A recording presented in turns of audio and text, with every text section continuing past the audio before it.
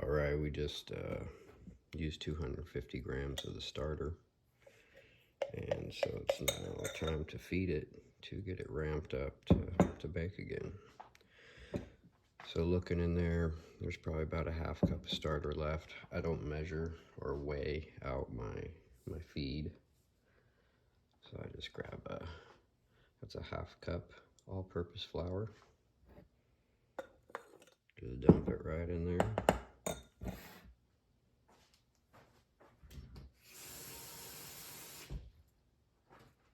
And it's almost an equal amount, maybe a little less than a half cup of water,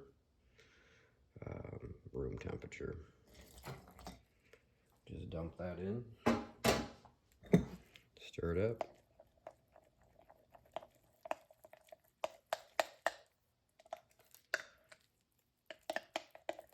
And so this is my counter starter, meaning it just kind of lives on the counter because I bake so much bread, so it gets fed twice a day.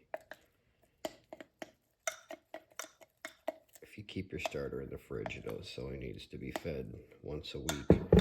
I usually only feed starter with all-purpose flour, bake with bread flour, but you can, every now and then I'll feed my starter with bread flour. It gives it a little kick. I'm gonna get this stirred in, clean up the side of the jar. That way we can see the line where it's at. And when we go back to this, we'll see what kind of rice we got out of it. A little quick video on feeding and maintaining sourdough starter. So there's the starter. Got it, the jar all cleaned up, and I do that just so you can kind of see, because after a few hours it's gonna raise up and it'll eventually drop back down. I'm not gonna feed the starter again till the night. It's about 8 in the morning right now. I'll feed this again about 7 o'clock tonight, but I'll come back to it and we'll be able to see what kind of rise we get, let you know how healthy your starter is. So until then, we're gonna give it time. So it's about 11:15. I fed the starter at what, 8:30? So there it is. You can see it's gotten a big rise. You can see all those holes in there that the bacteria have created. That's a good starter. At this point with that, you could actually use that to bake more bread right now. But we're gonna just let that sit. I'll feed it in about 6 hours and then probably pop it in the fridge because I'm not gonna be baking for a few days. Let me see. Nice happy starter. So it's been about 7 hours since I last fed this starter. If you look, you can see the line here where I first showed you went to drop down. Not as many holes are in there, and since I'm just popping this in the fridge for a couple days, I'm gonna feed it now. I'm also gonna take some of this out after I feed it to give away, which is something you can do with your starter, or you might sometimes just have to throw some away because you don't want to end up with a whole vat of this stuff. So you want to give your starter a good stir. This will decrease its volume quite a bit. It smells good.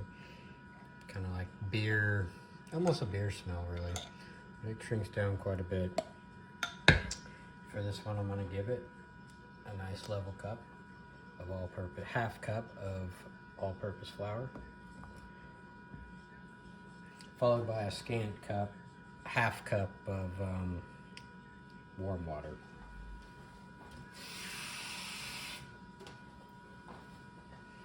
You can see, not quite to the top. And then you just want to stir that in real good. That's really all there is to feed and maintain in your starter. It's pretty resilient too. Like, I've gone a day without feeding it on the counter, or I've let it go 10 days, sometimes 2 weeks without feeding it in the fridge, and you can still bring it back to life. When you keep your starter in the fridge, one thing, after a week or so, you'll notice a thin liquid on top. It's called hooch. I think it's almost pure alcohol. And an unfed starter that's been in the fridge for 10 days smells pretty potent. But just mix some some flour and water into it, and it'll come back to life. That's about all I got for feeding and maintaining sourdough starter.